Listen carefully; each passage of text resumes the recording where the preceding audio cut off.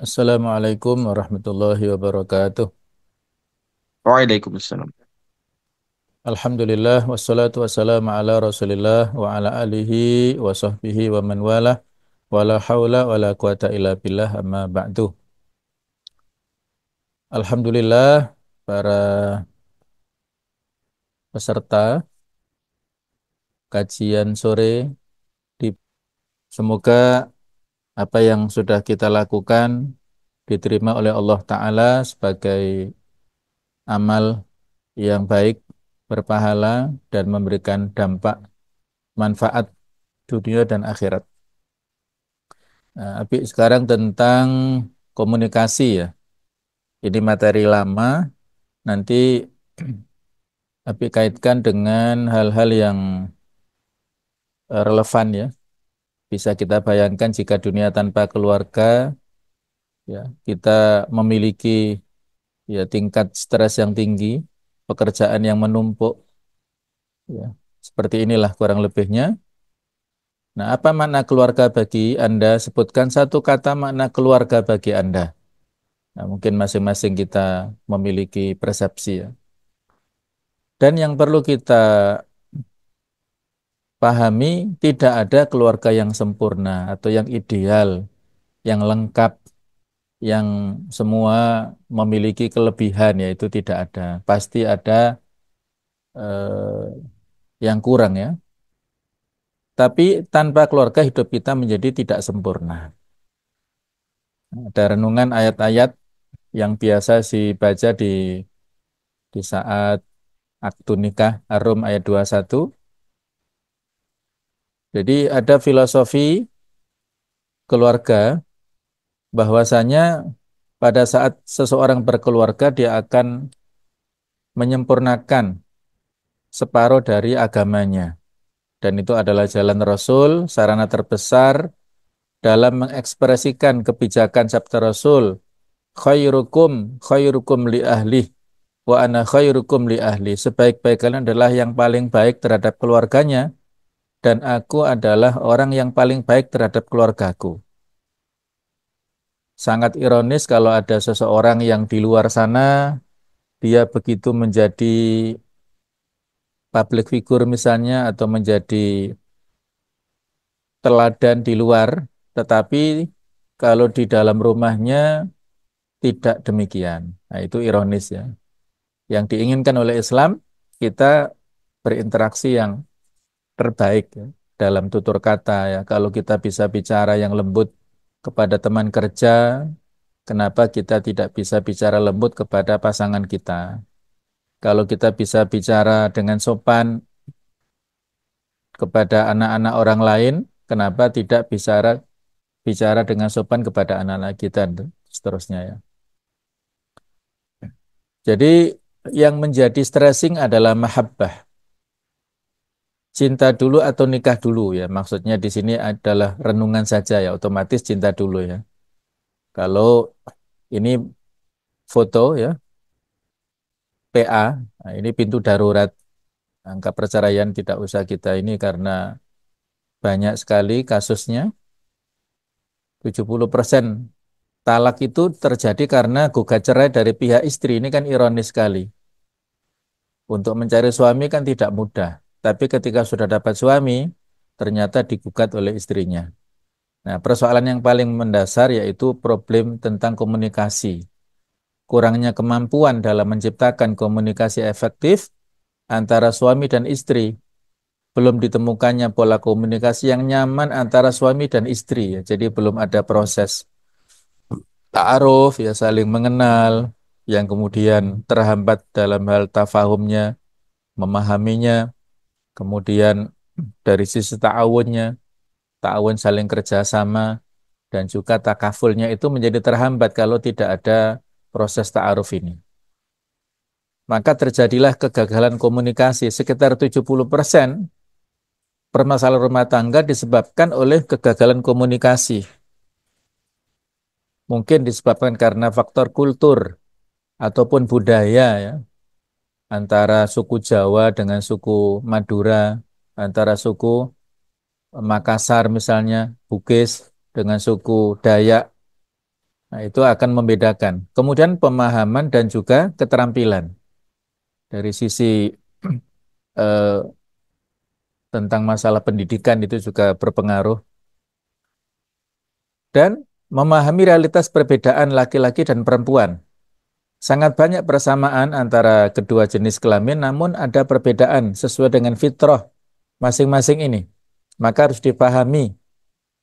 Ya inilah perbedaan antara laki-laki dan perempuan. Kalau laki-laki ini cenderung menggunakan logika, ya barangkali kaitannya dengan otak kiri ya. Kalau perempuan cenderung menggunakan perasaan atau otak kanan. Laki-laki menganggap penting sebuah keahlian, sehingga kalau ada seorang suami dikritik tentang masalah kemampuan, maka dia akan tersinggung. Sedangkan perempuan ini menganggap penting dalam hal kebersamaan. Laki-laki berpikir menyelesaikan masalah, sehingga biasanya diam kalau ada masalah. Kalau perempuan memberi nasihat tanpa minta ya, jadi yang aktif adalah bicaranya. Kalau laki-laki merasa dicintai jika dipercaya, sedangkan perempuan merasa dicintai jika diperhatikan. Wah, ini saya kira persoalan yang penting ini ya. Laki-laki ini merasa dicintai jika dipercaya, dikasih tanggung jawab, dikasih ya semacam amanah ataupun pokoknya tidak dicurigai lah ya. Laki-laki ini dipercaya oleh istrinya. Kemudian kalau perempuan merasa dicintai jika diperhatikan, dikasih sesuatu, apakah baju ataukah cincin atau mungkin hanya sekedar makanan, itu menunjukkan perhatian, berarti dia merasa dicintai. Laki-laki meringankan beban dengan diam, kalau perempuan meringankan beban dengan bicara, maka laki-laki harus menyiapkan telinga untuk mendengarkan curhatan dari istrinya. Kalau sudah didengarkan, kemudian ditanggapi, oh begitu, terus bagaimana? Oh, terus baiknya kita bagaimana? Nah, itu sudah senang sekali ya. Kalau suami tidak mendengarkan curhatan istri, ya bahaya, maka istri akan curhat ke orang lain.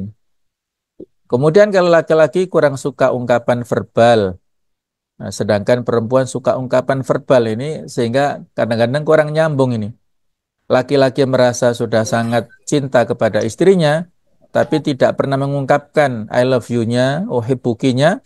Perempuan merasa belum dicintai oleh suaminya, karena perempuan ingin penguatan kata-kata kecintaan tersebut dalam kalimat verbal, I love you, uhibbuki, aku sayang kamu, cintaku, dan sebagainya. Itu perlu. Perempuan ini berarti suka suka digombali lah ya, bahasa anak muda sekarang. Nah, berikutnya arti dan makna sakinah. Wa min ayati an khalaqakum min anfusikum azwajan litaskunu ya, litaskunu ilaiha. Bisa bermakna tenang, damai, aman. Kemudian secara istilah, keluarga yang seluruh anggota keluarganya merasakan cinta kasih, keamanan, ketentraman, kedamaian, perlindungan, kebahagiaan, keberkahan, terhormat, dihargai, dipercaya, dan dirahmati oleh Allah Ta'ala. Jadi semua ini adalah curahan yang mana keluarga adalah sebagai tempat berlabuhnya seseorang anggota keluarga yang akan bisa memberikan ketenangan batin. Nah, sedangkan mawaddah itu maknanya cinta ya, jenis cinta membara yang menggebu-gebu yang didorong oleh kekuatan nafsu pada lawan jenis, jadi cenderung kepada faktor yang kaitannya dengan biologis atau yang fisik ya, biasanya pasangan muda ini kaitannya dengan mawaddah. Sedangkan rohmah itu cinta kasih yang lembut, tulus, rasa saling memiliki, menghargai, yang cenderung kepada masalah kejiwaannya. Nah, ini doa-doa ya dari Nabi Ibrahim. Kita keluarga ini lembaga taurits ideologi. Taurits artinya regenerasi ya. Ayah dan ibu punya idealisme, maka sebagai pelanjut perjuangan idealisme ayah ibu itu adalah pada ayat anak-anaknya. Nabi Ibrahim memiliki idealisme dakwah tauhid, maka diteruskan oleh putra-putranya. Begitu pula kita harus punya ideologi atau idealisme dalam keluarga. Jangan sampai kita hanya sibuk untuk memikirkan tentang materi, tentang masalah pekerjaan, tentang kesibukan, ya kesibukan rutinitas itu nggak masalah, artinya silahkan ya. Tetapi jangan sampai menguras 24 jam waktu kita. Nah, tetap harus ada prioritas untuk dakwah dan untuk Islam, untuk Allah dan Rasulnya. Nah, inilah di antara definisi ataupun poin-poin yang menjadi kata kunci untuk mencapai keluarga sakinah mawaddah warahmah, yaitu yang pertama peningkatan kualitas dan kesekufuan. Jadi harus ada update kafaah atau pengetahuan masing-masing ya. Maka di kita di Ramadan ini ada share-share tentang masalah artikel itu, baik yang share ataupun yang di-share harus membacanya supaya ada peningkatan. Kemudian sekufuan, artinya sekafaah ataupun selevel ya, meningkatkan level yang lebih meningkat dari kita menikah sudah 2 tahun, itu harus meningkat.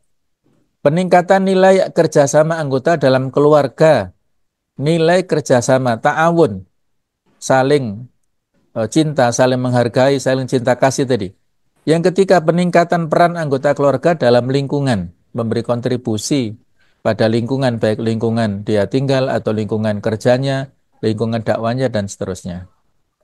Dan samara salah satu kuncinya adalah berdoa ya. Mari kita memperbanyak, mempersering doa.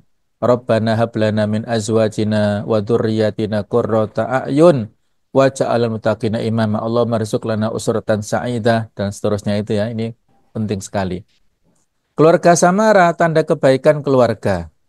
Indikasi ya, kebaikan keluarga adalah dengan terbentuknya samarah ini.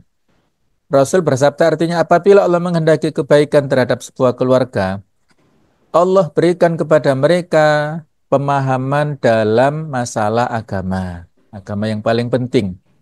Yang muda menghormati yang tua, kasih sayang menjadi anugerah dalam kehidupan mereka, pengeluarkan mereka ekonomis, tidak kikir dan juga tidak boros ya. Walladzina idza anfaqu lam yusrifu walam yakturu ya, mereka tidak boros, tidak kikir juga, pertengahan. Wa kana baina dzalika qawama itu.